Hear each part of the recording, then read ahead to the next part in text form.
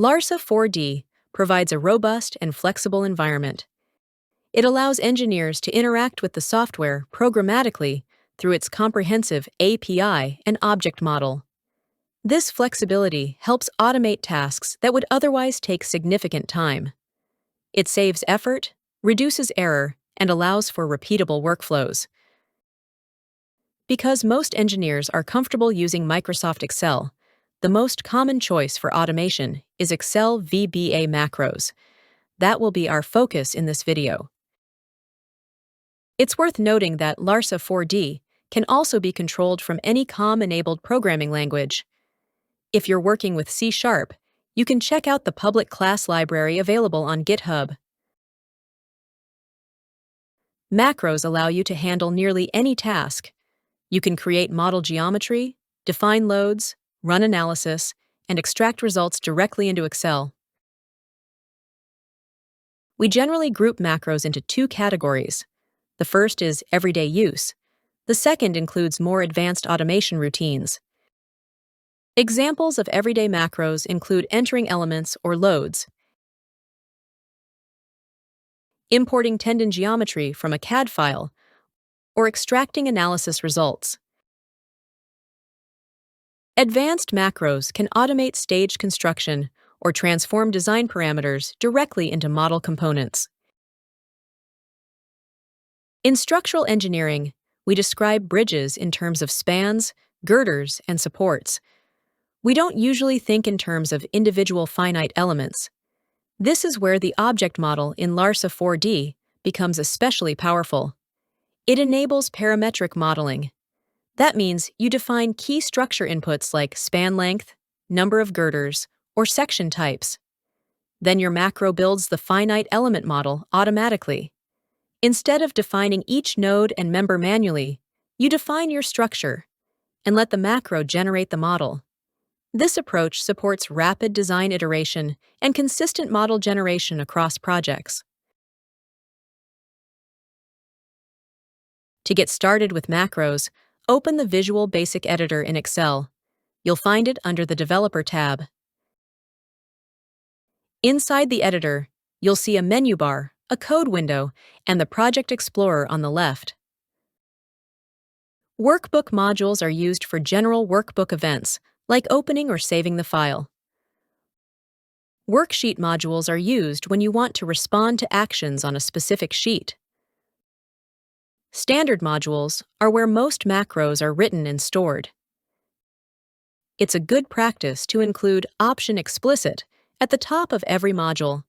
This ensures all variables are declared and helps catch errors early. Before writing a macro that interacts with LARSA 4D, you'll need to connect Excel to its object libraries. Open the Tools menu in the VBA editor, choose References, and check the appropriate LARSA 4D libraries. These include the main reference, which connects to the live program, and the element and data libraries, which allow you to create and edit model components. Once the references are added, you're ready to work with the object model in LARSA 4D. In the Object Browser, select LARSA 2000 library.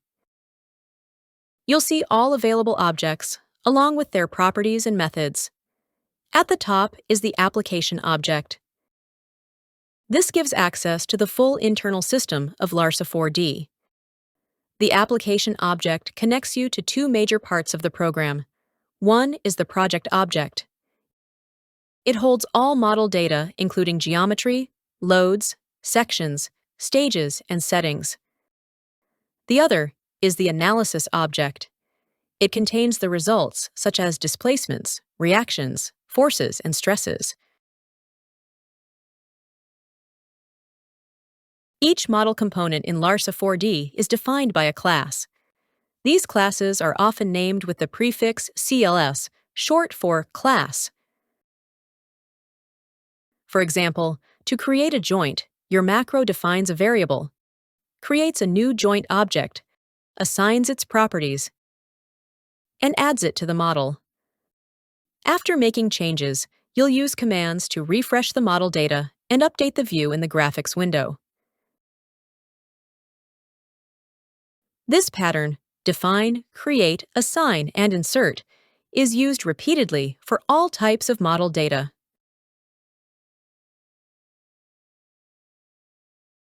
Most data in a LARSA 4D model is stored inside structured lists, technically dynamic arrays.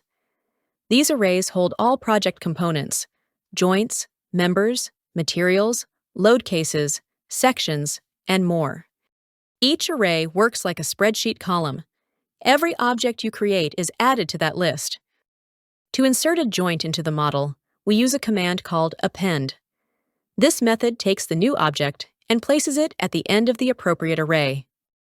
In our example, we append the joint to the list of joints in the project.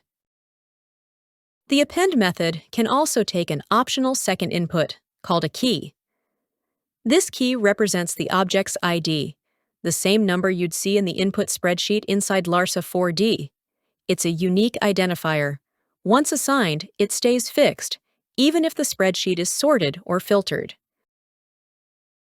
Let's assume we've extended the macro a bit further.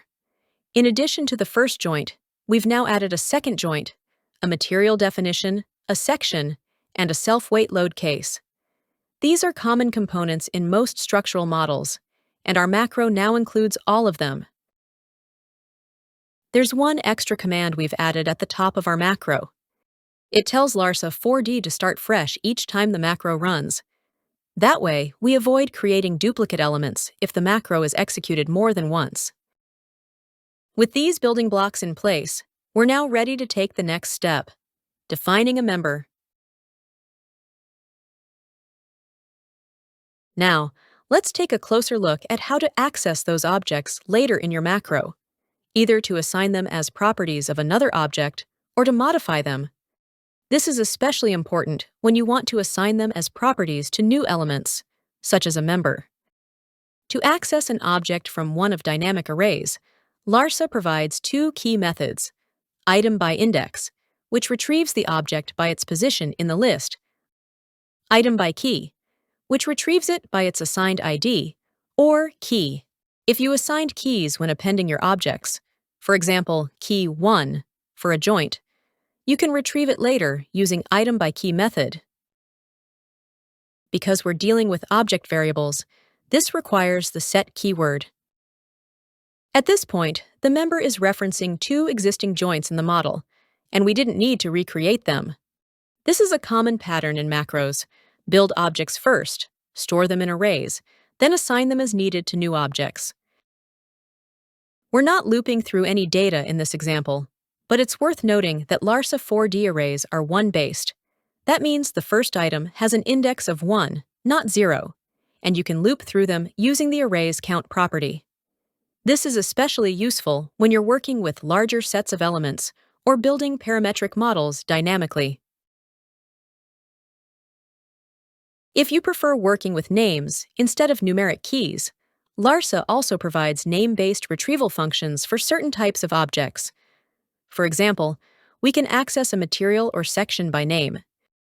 In our case, we retrieve the steel material and rectangular section that were defined earlier. Then we assign them to the member. Now that all properties are in place, we append the member to the project, just like we did for the joints. With that, our example macro now generates a complete, minimal model. This simple setup lays the foundation for much more complex automation. At this point, you've seen how to navigate the macro environment in Excel and how to interact with the data structures inside LARSA 4D. We've created objects, assigned their properties, and added them to the model, all using the object model through VBA. To wrap up, let's briefly touch on what happens after the model is fully defined. Looking at the final version of the macro, you'll notice that it's possible to automate saving the project to your computer and loading it back into the LARSA 4D instance you're working with. More importantly, we can also trigger the analysis process directly from the macro, using methods exposed by the application object. Once the analysis is complete, we can retrieve the results and write them directly into our Excel sheet. For example, after running the analysis, the macro can extract joint reactions and place them into a designated worksheet just like any other output in LARSA 4D.